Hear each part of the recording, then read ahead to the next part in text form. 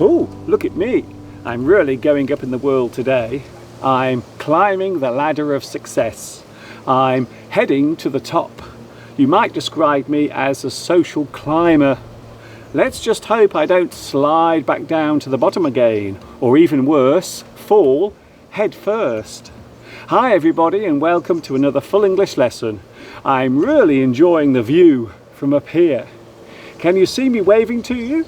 I hope so. Here I am once more talking to you from the birthplace of the English language, which is of course England. So without any more dawdling or dilly-dallying, let's get on with today's full English lesson, which will start around about now.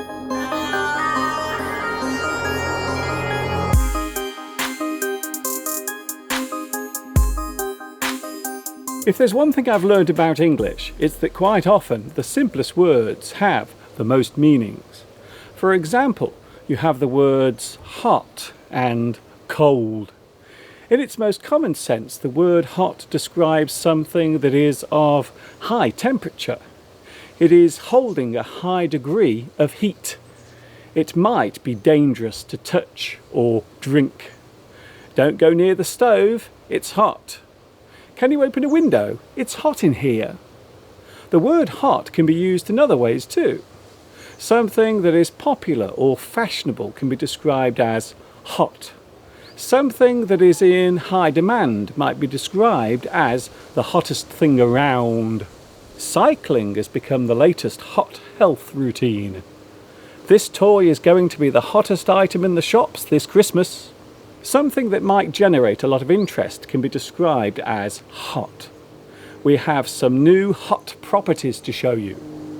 As an idiom, something might be too hot to handle. This means that the thing in question should be avoided, or at least handled with care. We can't discuss that topic here. It's too hot to handle for us.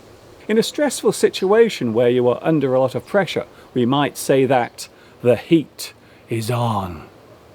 The heat is on for the sales force to reach their targets. You can feel the heat, which means to be involved in a risky or high-stakes situation. An attractive person might be hot. There were some hot models at this year's fashion show. Heat can be used as a verb to describe the action of introducing heat to something. You must heat the soup before serving it. As a slang word, the word heat can mean the police. As part of a phrase, we can use heat. To do something in the heat of the moment means to act in a spontaneous or unprepared way, normally in reaction to something. You do something in the heat of the moment. A stolen item that is being passed around can be described as hot. I wouldn't buy any jewellery from him. It's all hot. A person who often loses their temper can be described as a hothead. The word cold can also be used in many ways. An unwelcoming response might be described as cold. To be underwhelmed by something can often create a cold response. His performance was greeted with cold silence. The feeling of being repulsed or offended by something can be described as cold. You feel upset and put off by what you saw or heard. His humour throughout the evening left me feeling cold. You can give someone a cold stare. You look at them with disapproval and disdain. As an expression, you might give someone the cold shoulder. To shun someone or to choose to ignore a person directly is to give the cold shoulder. He tried to approach me after dinner, but I gave him the cold shoulder. To make something cold, you need to cool it. The word cool can be used to describe a period in which you can change your mind about something. A cooling off period is often allowed so as to give time for a person to consider what they have done. The holiday booking allows you a cooling off period of 14 days. This means that you have 2 weeks in which to change your mind. You might go off the idea. You cool off. The word cool can be used to describe something that creates excitement or is seen as impressive. Something is cool. That's a cool bike you've got there. For younger people, this particular expression might appear old-fashioned and not cool. During a criminal investigation, an inquiry that has no new leads might be described as having gone cold. An unsolved crime that occurred many years ago can be described as a cold case. A cold thing can also be described as chilled. As an idiom, you can chill out or just chill. To relax and unwind is to chill. I think I'll just stay in tonight and chill in front of the television. General negativity from a person can be described as chilly. My new ideas for the next meeting were met with a chilly response. The phrase "come in from the cold" means to return to a place or group that had previously rejected you. You are welcome back and forgiven. You have come in from the cold.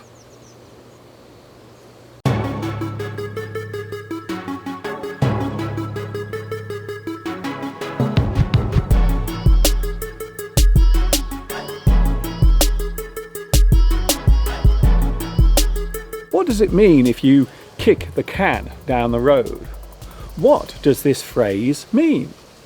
If a person is in a situation where they avoid making difficult decisions or changes, they might be described as kicking the can down the road. That person is avoiding the important issues and tends to shy away from making crucial decisions. To kick the can down the road means that you are taking no direct action over an important issue. It's easier just to carry on kicking the can down the road than to change our ways. The phrase originated in American English. However, these days it is being used more and more in British English as well. The phrase derives from the action of moving forward lazily whilst doing something at the same time, just like you would if you were kicking a can down the road. The government will continue to kick the can down the road until the next election. To go on regardless without making any changes, or to continually ignore a bad situation without changing course, is to kick the can down the road. You avoid the problems whilst pretending everything is all right.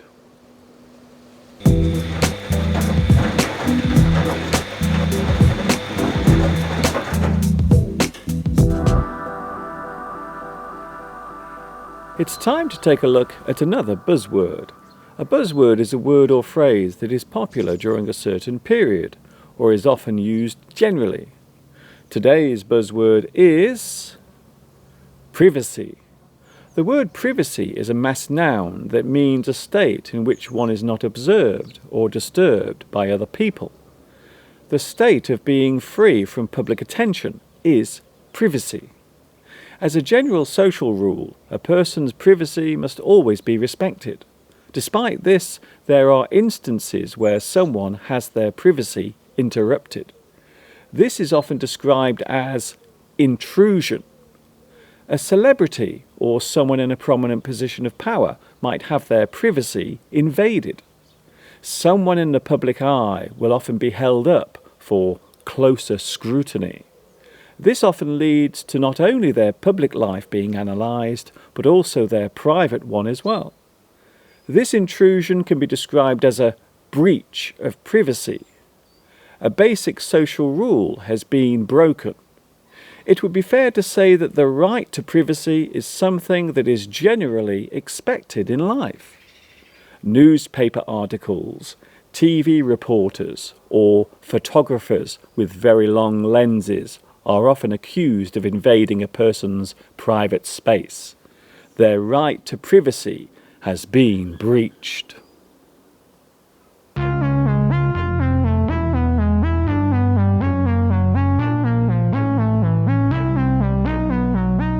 Can you see what I'm doing here? I'm trying to find something to watch on television. Sometimes it is hard to find something good to watch. I often spend many hours trying to find a decent show to watch.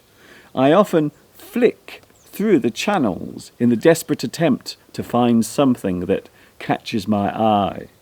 You flick through the channels. You flip through the channels. You scan up and down the channels.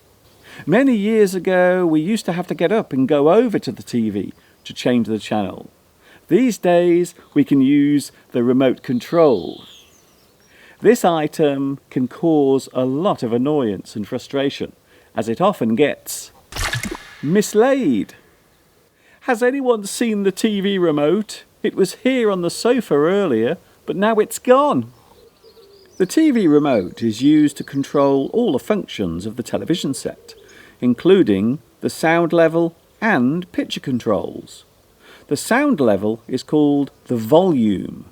You can turn up the volume to increase the sound level, and turn down the volume if the sound level is too high or too loud. In this case, the word volume simply means amount or quantity.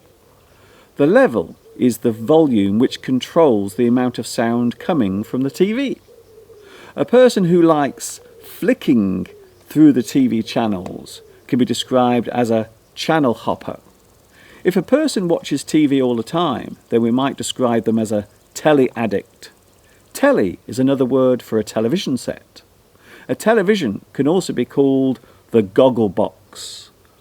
The word goggle refers to a person's eyes staring at the flickering picture, and box refers to the shape of the TV. Although these days many TV sets are actually flat and take up very little space. Television sets come in many different screen sizes, from just a few inches to fit on a small desk, right up to the ones that resemble something you might find in a cinema.